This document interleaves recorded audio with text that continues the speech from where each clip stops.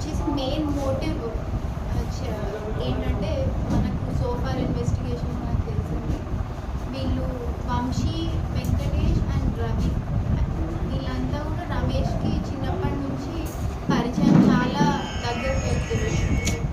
So ఇందులో రవి మెయిన్గా మనకి ఇన్వెస్టిగేషన్లో తెలిసింది ఏంటంటే రవిది ఒక చందుర్తిలో ఒక ల్యాండ్ ఉంది. ఆ ల్యాండ్ రమేష్ పేరు మీద రిజిస్ట్రేషన్ చేపిస్తాడు, ఎస్సీ అనేసి.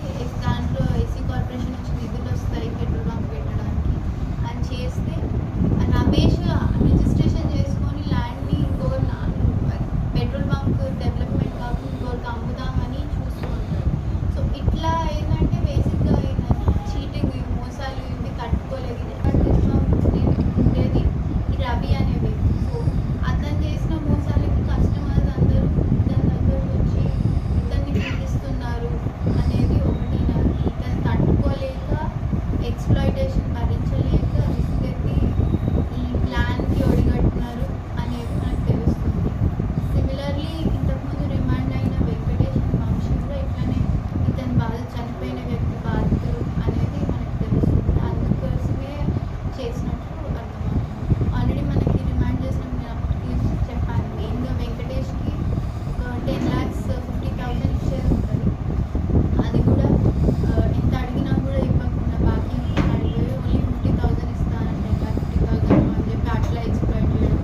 అండ్ వంశీని కూడా చిన్నప్పటి నుంచి వాళ్ళ ఫ్యామిలీ అంతా ఇంకా సేవలు చేయడం జరిగింది ఈ విక్టిమ్కి చనిపోయినందుకు. బట్ ఇన్ రిటర్న్ అన్ని ప్లాట్లలో మళ్ళీ అదే మోసాలు దగ్గర చూపించారు. సో వీళ్ళకి ఏంటంటే విక్టిమ్ హుడ్ అయిపోయి సిమిలర్గా ఈ ముగ్గురికి సిమిలర్ బాధలు ఉన్నాయి రమేష్ తోటి.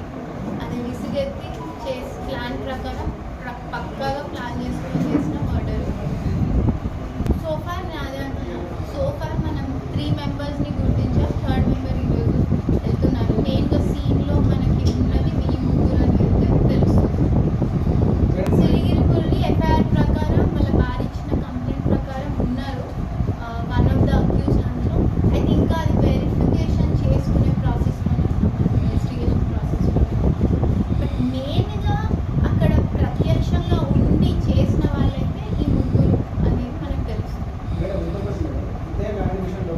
పేర్లు ఇచ్చింది కరెక్టే, బట్ మన ఇన్వెస్టిగేషన్లో మనకు తేలింది ఈ ముగ్గురు అనేది. ఇంకా కూడా ఉండొచ్చు, నేను కాదనట్లేదు. అది ఫర్దర్ ఇన్వెస్టిగేషన్లో బయటపడుతుంది. అన్నట్టు మురళి కానీ ఇంకోరు కానీ ఇంకా చాలా పేర్లు ఉన్నాయి. అవన్నీ మెల్లమెల్లగా మనం చేద్దాం. అయ్యప్ప టౌన్షిప్ టెంపుల్ దగ్గర ఈరోజు మార్నింగ్ ఇన్ఫర్మేషన్. ఇందులో చాలా నిందితుడు ఏంటంటే చాలా ఏదో తెలివి ప్రదర్శిస్తామని భయంతో మెయిన్గా పారిపోతూ తిరుగుతున్నాడు. అందరికి తెలిసిన విషయం, చాలా రోజులు. దీనికోసం మనము